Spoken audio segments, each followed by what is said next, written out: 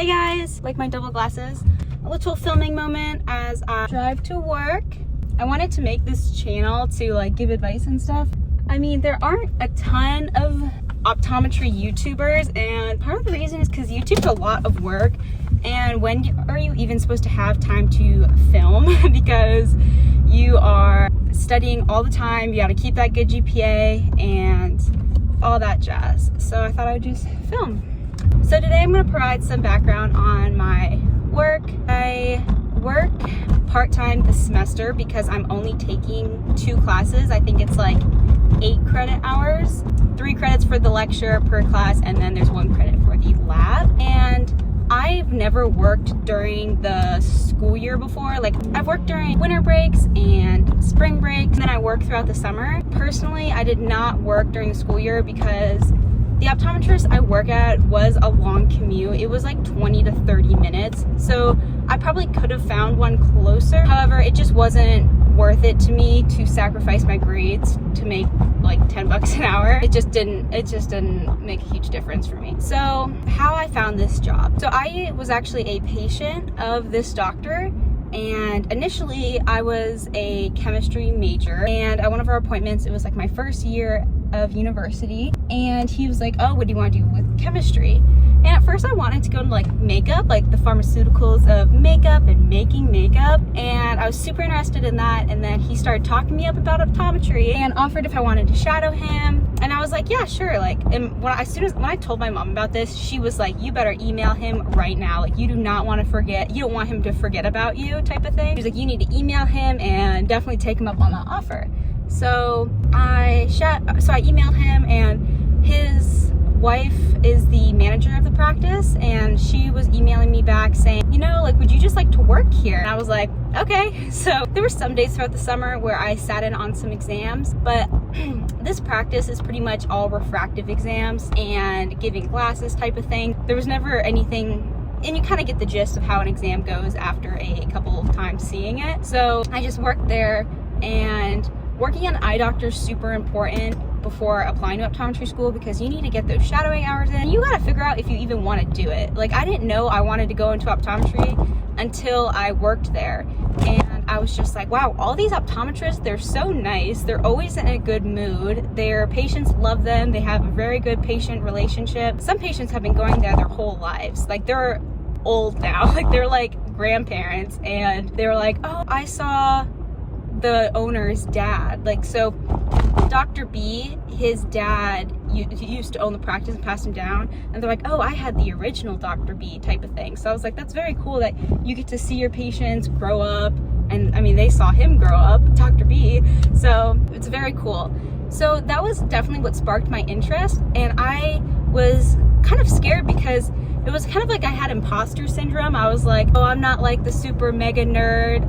Even though I was getting the same grades as them, I'm like, I don't know if I could do this. Like, I don't think I can get into optometry school. I just didn't believe in myself, and I feel like everyone is so hard on themselves, and I wish I could just go back in time and give myself a hug and just tell myself, girl, like, you can do this. So I started looking into prerequisites needed to apply to optometry school. So your major does matter. Well, correction, your major doesn't matter, but it needs to have the prerequisites of the optometry school. The only optometry school in my state is the Ohio State University, which is very competitive to get into, and it requires more classes, just a couple more than what another school requires. So I was like, okay, this will be like a good like rule of thumb to follow just to make sure I get like all the classes needed. So I ended up switching my major from chemistry to what's called BMB, which stands for biochemistry and molecular biology, only for the purpose that it checked off more prerequisites.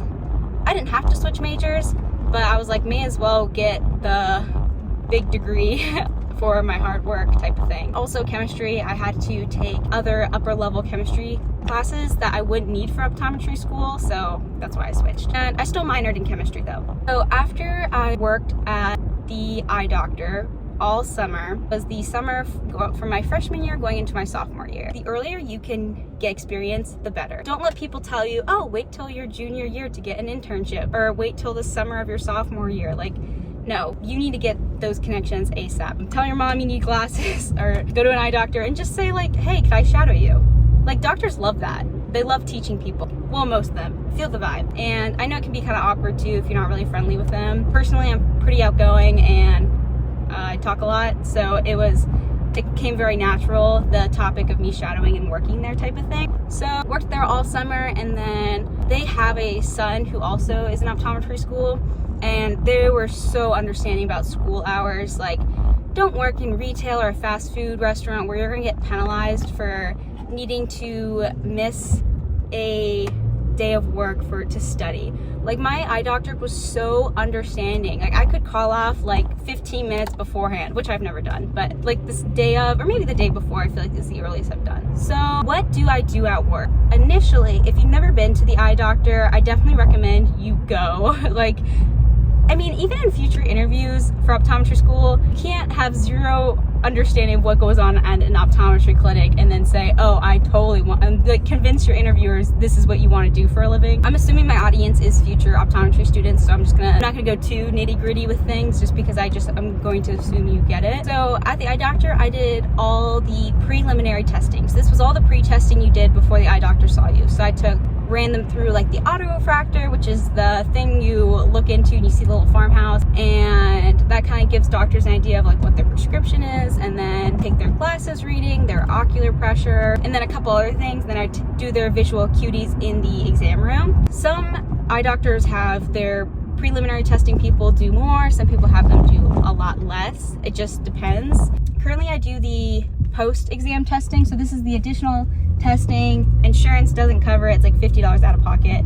This additional testing is super important. There's 3 of them. I do the Humphrey visual field, the OCT, and then the fundus photos, which not all optometry clinics have because those machines are super expensive, and so a lot of times they're found at ophthalmology clinics. So I do those testing. It was pretty quick to learn, so I just do that, which I think is cool. There's some days that are super slow, and there's some days where testing is crazy and I'm like running around with like a chicken with its head cut off.